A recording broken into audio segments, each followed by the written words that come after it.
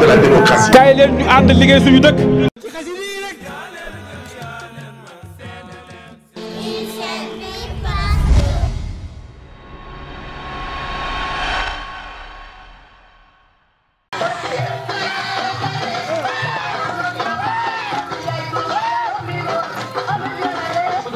jërëjëf DJ jërëjëf auzu billahi mina seytaani rajim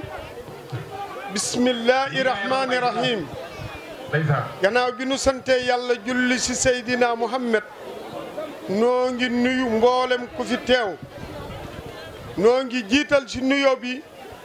monsieur le ministre Omar Sarr di ci teg chef du village su dëkk bi ak imam yi nekk ci dëkk bi yépp di si teg sunu jarbaat Sidi Ba woten képp comme arab inchallah rabbi ɗum noon onon fof mbimon kala hen ko goɗo mon debbo no fakko yo debbo fakko gooti sabu Sidi Ba jeri ɗuka yeeñen jiɗa ay debbo ɓuuɗo goto feeraɗo tan gueɗal ay debbo ɓuuɗo goto feeraɗo dara rokkaɗo gueɗal min noon kalami koye éleveur kenn xamula fi wala man de xawma la waaye dégg naa li nga dindil sàmmkat yi ndax ñun tam sàmmkat yi amuñu lu dul càmm loolu la ñuy tiitaroo loolu la ñu fekk si ndey ak si baay kon nag bu ñu dindil cër rek ñoom sa gannaaw ñu lay guddil di la bëccëgal. ama yaakaar ni yow jarul woon sax ngay ñëw si terrain bi dañu la bëgg a jox victoire boo xam ni bi département bi ak léegi mësu fi am ndax dañu bëgg 31 département Dagana am beneen xar kanam boo xam ni Macky Sall dana xam ni yow da nga yelloo premier ministre pour mu def la ko dañu bëgg 31 décembre ñi xam ni doomi waalo am na ay cadre yoo xam ni mérito nañu ministre mérito nañu ay DC ñu def leen ko kon loolu nun noo koy may sunu bopp dama ni léeg-léeg ñuy tooñ Macky Sall di wax naan lu mu jël Fuuta waaw ma ne gars yi ku si amoon sa ñaari surga nga yebal leen si tool yi kii la nga ko santoon mu bay ko ba bayaale loo ko santul woon kii la nga ko santoon defu sa dara ma ni bu añ bi dee benn koo koy jox dama ni bu nu nax sunu bopp gis nga département bi lu nu am noo koy may sunu bopp pour mu développer nag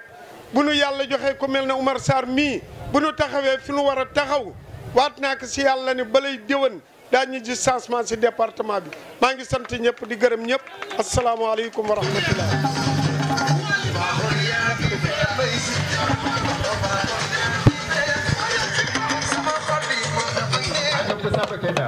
Ok, merci. Voilà, madame, mesdemoiselles, messieurs, c'était tout pour ce meeting de fin de campagne de Sidi Ba organisé ici dans la commune de Marne, précisément à Diaglé, en présence des autorités du département. Ces autorités ont été conduites ici par le ministre des Mines, M. Oumar Sarr, en présence d'autres comme Aliou Yag, Ousmane Lom et tant d'autres personnalités qui sont venues appuyer Sidi Ba, qui faisaient partie des listes parallèles lors des dernières locales avec un score très honorable de 34%. C'est ce qui lui a valu la convocation de M. Macky Sall pour qu'il rejoigne enfin la coalition Benno Bokk Yakaar qui espère avoir une victoire éclatante pour bien gérer le pays pour le reste du mandat du président Sall. dama defoon candidat liste parallèle boo déggee liste parallèle nag mooy njaboot Macky Sall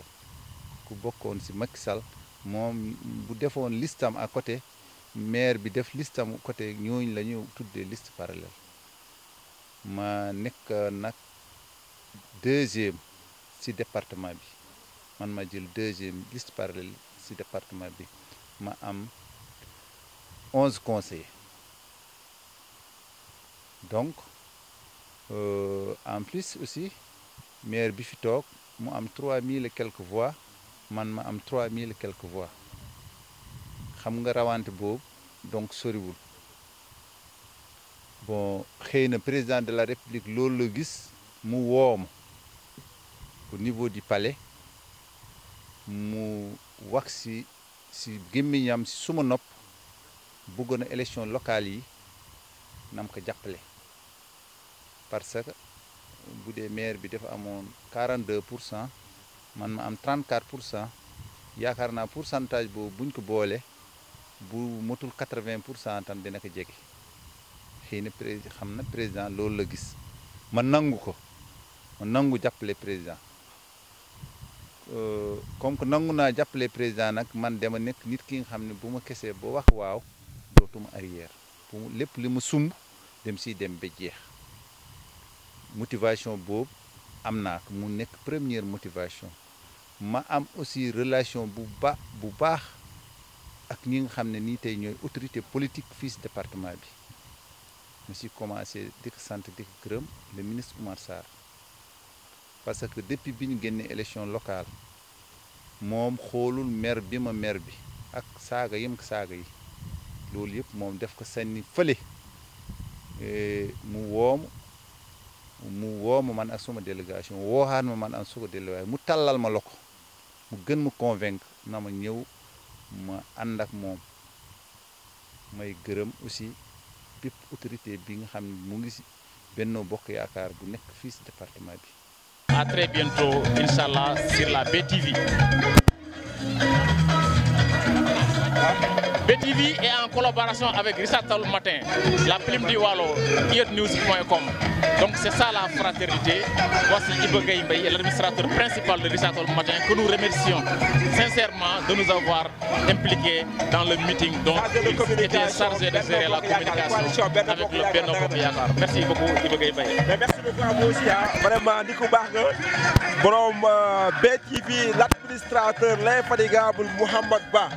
Vraiment merci beaucoup. Ñu ngi ànd ak yow si tournée le ministre Oumar Sarr si jéeri bi si département Dagana encore ñu si ànd ak sa caméraman mon ami mon frère Keita. Vraiment l'infatigable monsieur le ministre Oumar Sarr kontaan na si BTV Sidi Ba kontaan na si BTV waa coalition Benno Bokk Yaakaar kontaan nañu Richard Toll kontaan nañu parce que BTV nekkul fi kenn nekkul fi opposition nekkul fi parti au pouvoir ñëpp la fi nekkal parti au pouvoir opposition kon donc ku ko soxla rek mën nga contacter Mouhamadou Ba voilà kon joxeel numéro téléphone bi 78 606 27 48 avec mon ami Ousmane Ndiaye bu Diso voilà c'est la coalition quand même. Ouais donc man tamit maa ngi leen di nuyu di leen gërëm di nuyu mon ami de BTV boo xam ne c'est tey la ñu ngi daje fii à Mbane en compagnie de mon ami Iba Gueye bu Richard Toll TV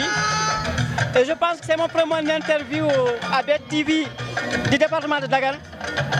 Donc nous sommes enchantés et je pense que les meilleurs moments viendront si kanam. Merci beaucoup. Monsieur Ndiaye, merci beaucoup. Rassoul Keita, le monteur, le technicien, on vous remercie vous aussi. À très bientôt.